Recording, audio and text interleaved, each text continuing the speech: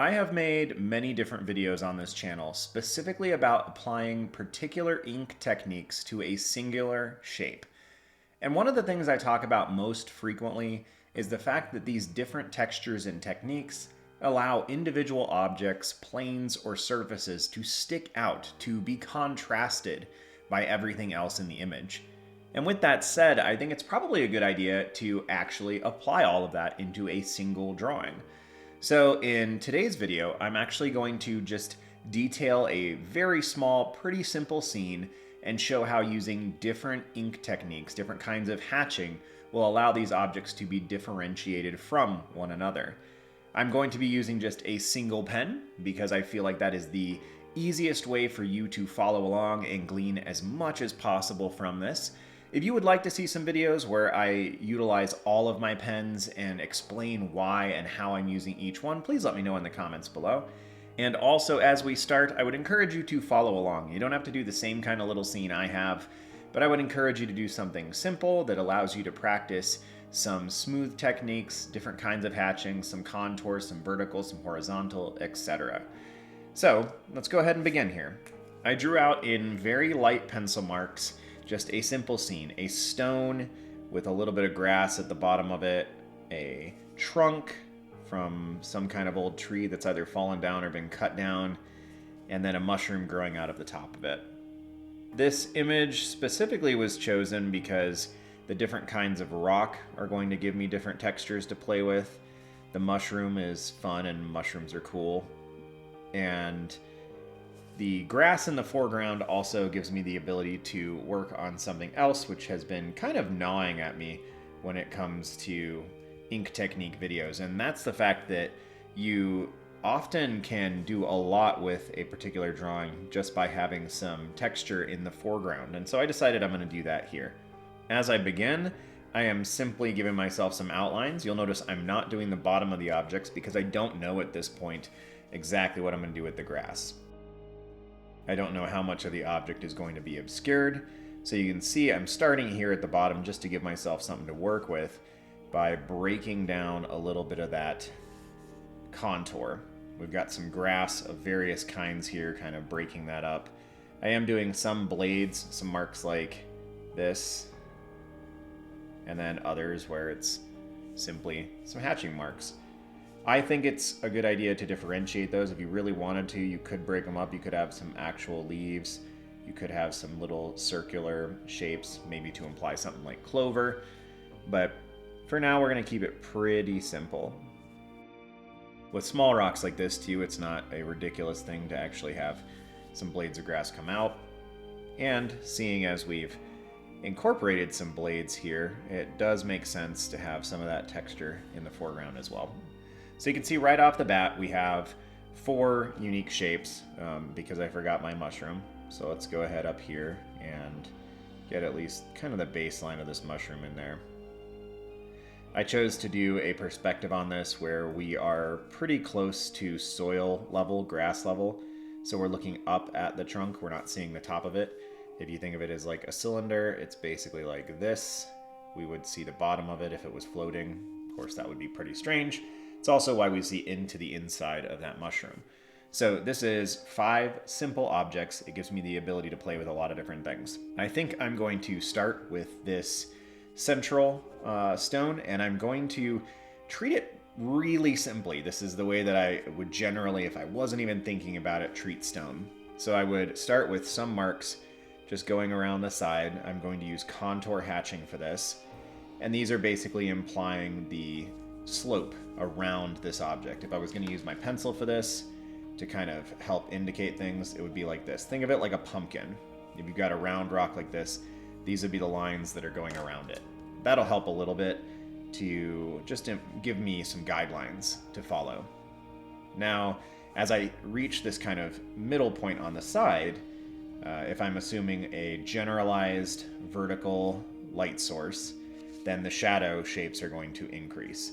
And that's generally what I do if I'm not doing something specific or thinking about it. I just kind of do a light source from directly above like this. Used to indicate that either by a bulb of some kind or a sun. This is what I would do when I was in the classroom. I would just draw a little sun, kind of indicates which way things are coming from. So I'm going to continue to have these marks kind of wrap around this stone. I'm having a very hard time right now not just seeing a pumpkin. That might have been kind of fun, especially considering I'm recording this video on November 3rd, so right after we had Halloween here in the United States. But I'm going to just continue around this object, giving myself these contour hatching marks, and that should give me the baseline for making this object stick out from some of the others. This process is not very difficult. I think the contour hatching is one of the more forgiving. It does require that you think about and understand at least some of the fundamentals about the shapes that you're working with. But the nice part is that if you stop and actually think about that and process it while you're drawing the object, you're going to be practicing that skill in real time. Now, as I've reached kind of the end of what I want to do with this, I am going to just go through and make a series of dots. These will apply just a little bit more texture. Basically indicates that the surface of this object is not entirely smooth. It's got some tiny little spots that are raised and probably catching the light, or these could actually be subsurface textures, which actually wouldn't make sense on this, but would essentially be that there are actually just smooth but dark speckles on this object. So that would allow us kind of to finish off that first object. So then, let's move over to this one. This is going to be a rougher stone, so I'm going to start with the same kind of idea. I'm also going to have my marks start at the top, so that would imply that this rock, this stone, is darker than this one over here. That's part of what is also carried through and implied when you do this manner of drawing, is leaving the top of this white doesn't really tell us a whole lot right now. It just tells us how shading exists for this singular object. The second we start shading other things, we will indicate how light or dark this object is in comparison to other things. A lot of drawing in general is just contrast. If you make something really dark and then you make the whole rest of the image dark, then you're going to get a very different feel than a single dark thing in a field of light. So I'm starting off with my marks obviously starting up at the top, but I'm actually going to have the hatching on this object shift direction a little bit more frequently. So not only is it going to be a darker object, but because it's rougher, it's going to have a lot more little plane shifts moving throughout it. I am not overly thinking about this. I'm taking a moment after each set of marks to kind of step back and see if that worked or didn't. And that's a skill that you will just hone by doing this over and over and over again. There's not really a secret to drawing with ink or hatching like this. I know that a lot of people are looking for something that will allow them to immediately become better and to know that they can do it. And there's certainly a lot of people that believe that you have to have some special skill or talent to be an artist, but it's simply not true. And if you're hearing me right now and that is frustrating to you, I am sorry, but working with kids and students, the only time where I had students that I couldn't teach how to draw over the course of 6 months, where they really got substantially better, were kids who had fine motor skill issues. And that was always a really sad, unfortunate thing, but somebody who couldn't hold a pen or a pencil straight, who wasn't capable of writing their own name in a legible fashion, those were the circumstances where somebody didn't seem to be able to learn how to draw. In all other circumstances, it was just about grit. It was about somebody sticking to it long enough and actually trying. Which I think is a really fundamentally lovely and beautiful thing, because it means that wherever you are artistically, skill-wise, that next tier that you want to reach is only X amount of hard work away. The problem is sometimes, and for some people who have less of a predisposition that way, it can be an extraordinary amount of time. The next tier of artistic achievement for you might be 1,000 hours away, but it's probably not. Especially if you're worried about these things, it's probably 12 hours of strict hard work and practice away. But that's just something that I've kind of come to the conclusion of as I've worked through my own artistic journey and watched a lot of other people as well. So we can see this object is quite a bit different. It feels darker, but it also feels like it's a different texture. So let's go over to this last stone over here, and we're actually just going to do this one with a bunch of dots. So we're going to make sure those dots are concentrated more on the bottom of the object, and they'll get more sparse as we move up the object. This is often referred to as stippling, though I am not doing it in the strictest sense because I am actually making some of these, instead of just doing dots like this, I am actually periodically making larger dots. And I don't think that that's quite in the spirit of stippling, but I don't really care. It's achieving the ends that I need it to achieve here, and that's all that matters for this drawing.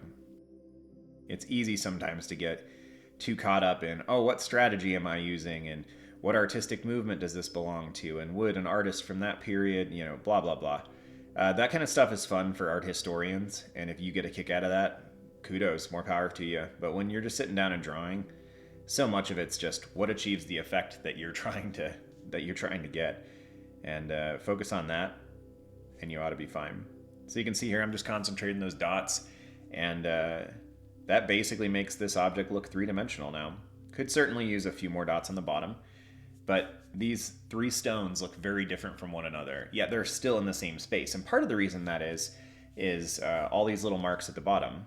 And so kind of if we come over on the side here and give more grass, blades, little textures, some dots, it feels like these objects are sitting in an actual three-dimensional space. Like this one is a little bit further ahead than the others. I am going to darken in here at the bottom because the stone itself would actually be casting a shadow down onto the grass. So now we've got these three objects in space, and you can see how the difference in their textures separates them. They appear to be different objects and have different forms to them. So for the tree here, I am going to do mostly vertical hatching, which is just contour hatching on this shape, but I'm also going to break apart the texture in another way, which is I'm going to create these kind of long shapes as if the bark itself has risen up. And this will mostly just make it so I don't have to shade the entire thing in a really boring way, but it will also be kind of just interesting. They will start to slant out as they go toward where the roots would be.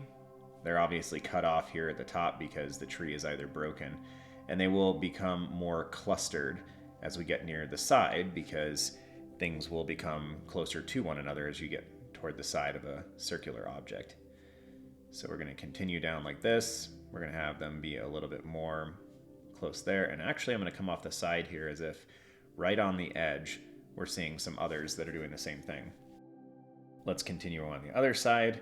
This is a pretty simple texture.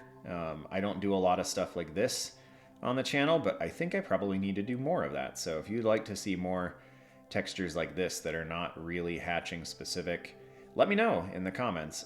I would love to, and probably benefit myself from taking some time and focusing on some other interesting sources of texture and technique for ink. So let's go ahead around the side there. So even if we stopped right there, we have something pretty intriguing, pretty interesting.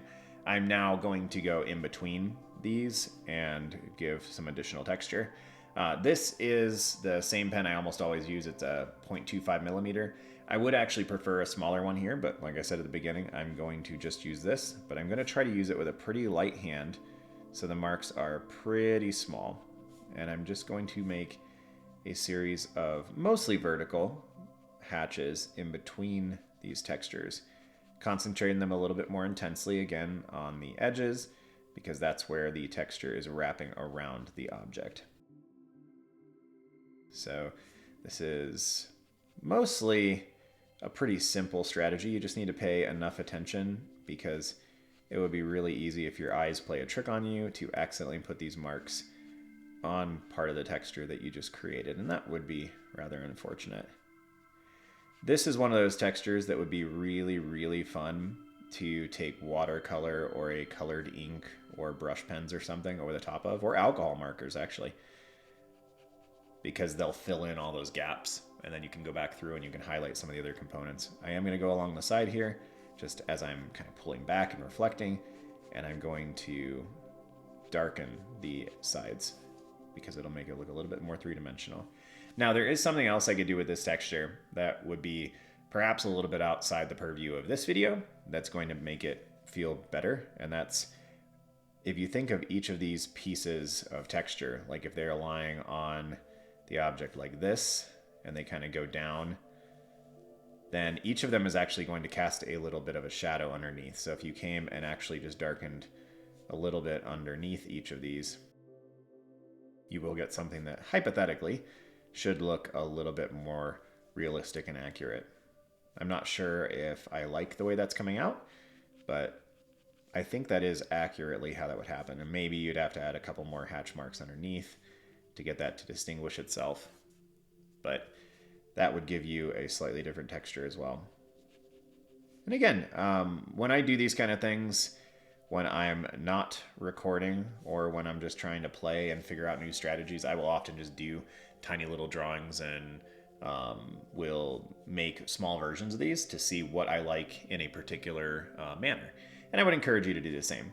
So our last thing here is this object, and this is kind of just the cherry on top. I guess it's the mushroom on top technically, but same idea. So I'm going to start with hatching out the shaded portions here, which are mostly just going to go like this and wrap around as we go around the object. Mostly straight lines in the center and then really curved as we get out toward the side. I'm going to get a couple marks here just to indicate that it's not totally smooth / we didn't forget about it. And then obviously this trunk in the middle is going to have a pretty distinct shadow cast from the cap. And so we're going to give ourselves some lines there. And then maybe just for fun, we'll do some spots up on top of this guy. So I'm going to shade those in. Generally, actually, I would leave them white and color the rest of it, but this is a black and white image, so this is what we're doing. So that pretty much concludes this. I think the last thing that we could kind of do is come around and make sure we've got a few more of our grass marks. If you wanted to have some semblance of a horizon line, you could kind of come across and make sure that all the marks in the background are doing that, but I don't think it's particularly important. I think this image would benefit from a little bit more just scattered dots and texturing here in the foreground. But in general, this is 5 different objects represented in 5 different textures. So you can see in a real image how they can all stick out and be fairly separate from one another. There are things that you want to concentrate on that could cause some issues. Right here, we see a nice distinction because this shading back behind is darker than this object, so it sticks out pretty well. But right here, they kind of blend together. One of the alternatives here is we could easily come back in and darken this back behind, and that'll make it stick out a little bit better. But that might not be authentic to what that object in the back would be. You could do the same here, but obviously since we just darkened that, we wouldn't want to. Another is you can actually leave a halo.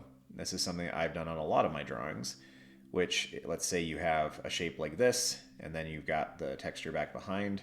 Rather than going all the way up to the edge, you can actually bring your marks just around it and create kind of a halo effect. Sometimes that will make something stick out or feel unfinished, but in some cases it can actually be a really beautiful way to handle that.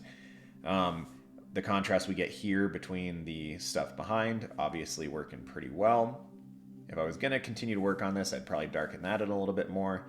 And, I'd probably try to think about what goes on behind here. Leaving this background area blank allows that our highly textured foreground to stick out from it. You could also easily paint this whole area in the back black, and it would make everything stick out in a different way. But as we draw to a close, I mostly just hope this video has been beneficial to you, that you can see that differentiating your hatching and your surface textures in a real drawing allows each of those objects to stick out from one another, contrast each other appropriately, and you can see that it contributes to a more full representation of whatever it is you're working on. So as always, have a good one, y'all. See you soon.